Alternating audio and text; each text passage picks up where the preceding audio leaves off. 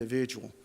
It's a sad day when a mom calls someone and says, my son is sick, he's going through a crisis, and something happens and somebody may lose their life because they weren't properly trained. And that ain't going to prevent all of it, we know that. But those that we can save and those that we can treat, CIT is the first step toward doing that.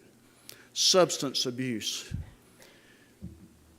We're in an opioid epidemic in the state of Alabama more than any other state in the union. We have more prescriptions issued in Alabama than we have citizens. We have friends that are dying from overdose. This OD problem begins sometimes with a back operation, as a friend of mine's sister had in Mobile County.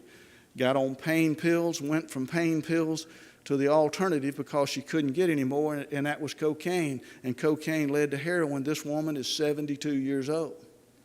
Or it could be a young athlete who has knee surgery because it blew out a knee playing football at one of our schools. Same direction. We have got to address it.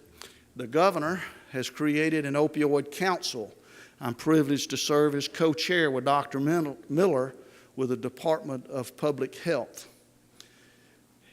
Here's how ripe this problem is. Here's how ripe this opportunity is. When he called the council, we had nearly 50 people call to volunteer to serve on this council. Isn't that incredible?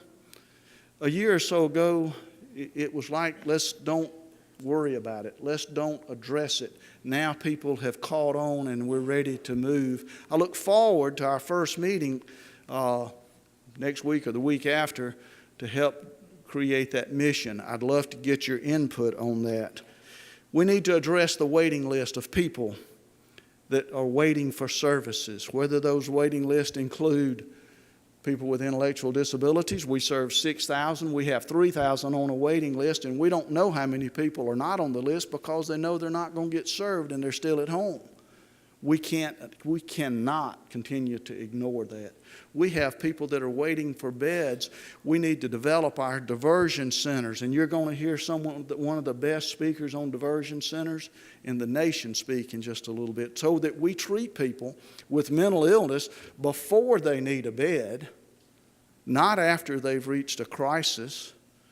It's the same with opioids. We need to treat people with a substance abuse problem before it's an addiction. Well, it's obvious when you do play musical chairs and you take one chair away, everybody's scrambling. Well, we may have to add 2 or 3 more chairs. We need to add these next 5 programs onto our cafeteria plan of things we can serve. Guys, I'm going to need your help. Folks, I'm going to need your support. We're going to need your prayers, and we're going to need some money. But we can't ignore the problem any longer. Now, I've been warned if I talk too long, they're going to cut the mic off. And that's happened before. I was at a Rotary Club and says, you can talk as long as you want, but we're walking out at 1 o'clock. In Alabama, we have a new day coming. We are at the crux of change. The whole nation's in a change. Tomorrow will begin the change. There are some things that maybe need to be protected, but there are some things that we need to change. Let's embrace some of the changes. Let's encourage some of the changes. We need to reduce some of the government overreach and regulation and let us do our jobs. Sometimes, in well-meaning attempts, government tries to define, over-define, and I see some of my community mental health center directors nodding their head to the point that you can no longer do it. I have the privilege of serving Alabama at the national directors meeting, and that's been the complaint for the last year and a half that I've been there. Let's loosen up. Well, here's the chance. And what we want to do is meet with the new leadership in Washington. I am arranging that now, and hopefully we can see that. So don't curse the change. Let's embrace the change. Let's think of the things that we got to do positive. Ladies and gentlemen, I have 24 months left. I'm not announcing my resignation, but the administration of the state of Alabama changes in 24 months. We'll have a new governor. He may be sitting at one of these tables here. Y'all hadn't announced yet, have you?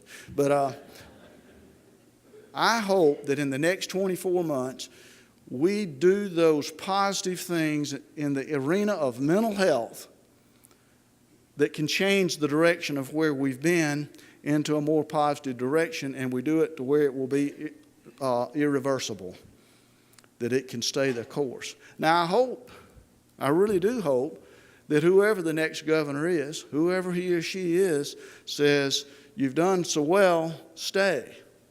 In Alabama, in the last 10 years,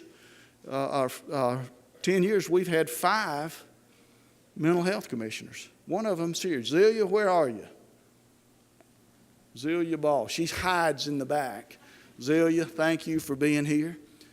So what I hope is that I'm not as good as the previous commissioners. Let me go ahead and confess that right now. But I do believe that if we stay consistent, I want to be here for the next 10 years, the remaining 2, and the next 2 terms of the next governor, and we can implement everything that we're talking about. I'm an optimist. I'm a pit bull. I don't quit. We're going to stay the course. We're going to do everything that I talked about. You know, we may get knocked down, but we're going to get back up and do it. Now, I want to thank you for being here, and I thank you for your attention. I want to thank the speakers that are coming up. You're going to love this day. But I do have time. I think they said if anybody's got a question, was that true, Wanda? And she's got mics here if you need it. If not, just shout it out. Anybody have a question? Yes. Please tell me who you are.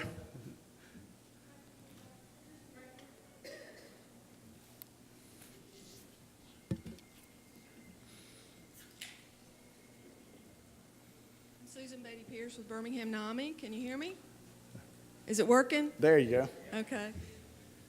Susan Beatty Pierce, Birmingham NAMI. It's been a long journey. Thank you for being here, everybody. I was asked at a town hall meeting. I attended of yours last year. We talked at length. I have the information, I think. Carrie, are you here? I got your packet of information. This is the crisis intervention team of Memphis. They just passed in the Congress. I have the law, the system information, the PowerPoints, the training, everything y'all need. I'm going to give a copy to Carrie today. I've got a copy for Mr. Walsh. Would you be willing to go to Memphis to the Crisis Assessment Center? I don't have it in my budget, but I'll talk to the. Yes, I'll go. I'll pay your way. I'll pay your way. NAMI will pay your way. We've got the resident expert here to speak in just a little bit, and I would love to go to Memphis and see what the things that they've accomplished. If we could get one before you leave office, I would die a happy woman. Thank you, sir. Well, don't die on me. I'm going to need you.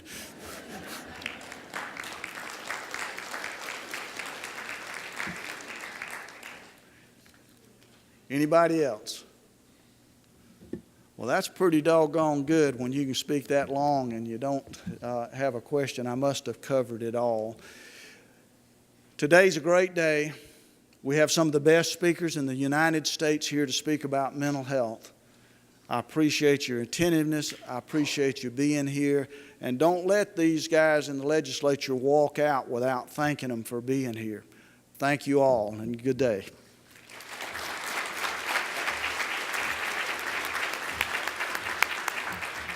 Thank you so much, Commissioner Perdue. Jimmy Walsh is now going to come and discuss some proposed legislation. Jimmy Walsh serves as the president of NAMI, Alabama. Please welcome Jimmy Walsh.